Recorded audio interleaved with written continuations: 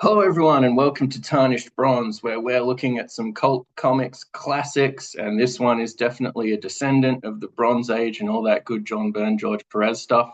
This is, of course, Rob Liefeld's Youngblood 2. And we're going to be cheating a bit today, looking at the Redux edition, Youngblood 2 Deluxe. And it's scripted by Joe Casey, who makes a real meal out of maybe the dregs of some of the Image age. But nonetheless, Rob Liefeld has been on point here, and he's about to unleash on us the saga of Prophet.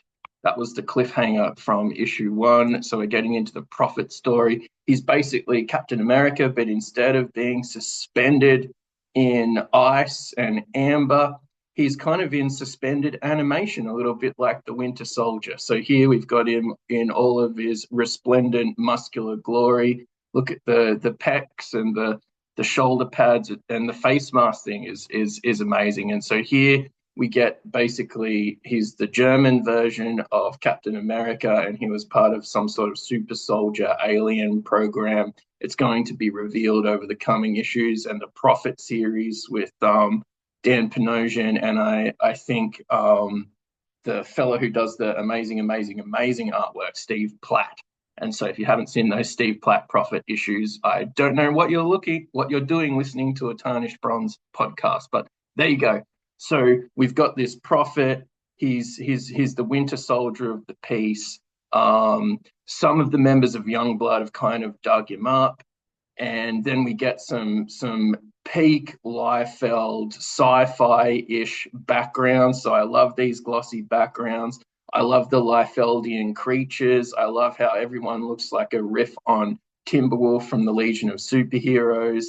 These sort of bearded guardian sort of alien elfish figures I kind of really love. I was sort of really intrigued. I like that kind of like sharp shoulder pads, and there's a lot going on here. And yeah, I think these creatures just really seeing the animation on them.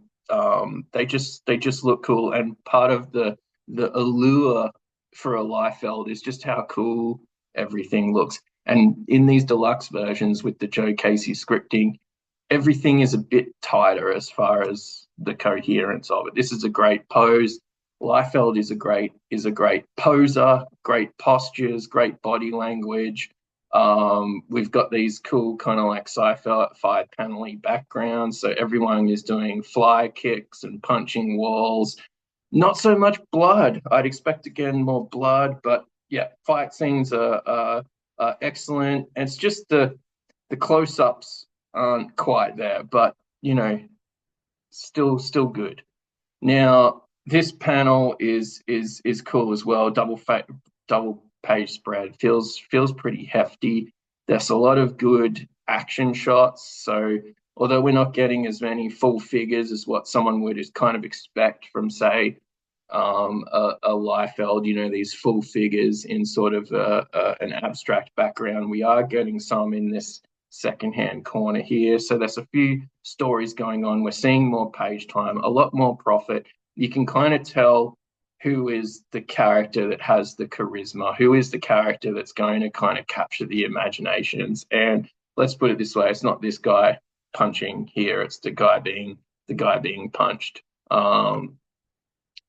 Also, in this issue, we get bonus content. So I don't know if it was solicited with this bonus content or not, but nonetheless, there's a whole sort of 12 pages in the back that has some double page spreads of Rob's tryout. So this might even have been before he started work for DC, but he made a tryout book that wasn't using DC or Marvel characters. He made it using his own characters. So if in doubt, he could always self-publish it later on.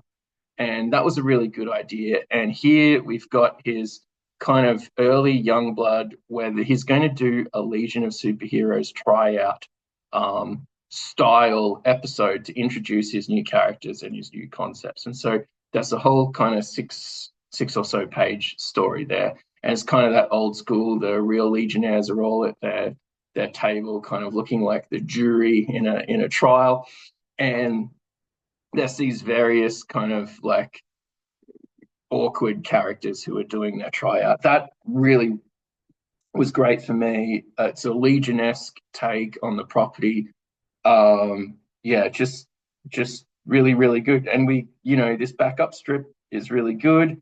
And yeah, what a great way to do a portfolio of your own stuff. I think he might have gotten hired off of this. So overall, I think more Youngblood is a good thing, and I like the fact that they're kind of making the property glue together a little bit better. It's much more coherent with this Casey scripting, and I know that this Casey scripting is maybe 10 years old.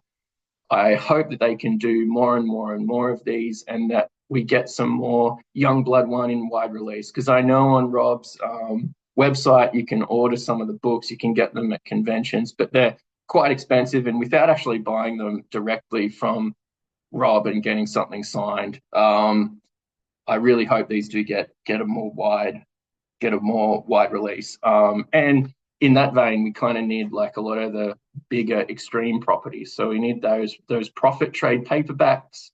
We need those glory trade paperbacks. We need the Alan Moore Supreme trade paperbacks, and we need some of these other extreme like Team Youngblood and so on and so forth. So that's it from me. Get out there, check out this Youngblood Deluxe issue 2 because it does have the awesome backup story.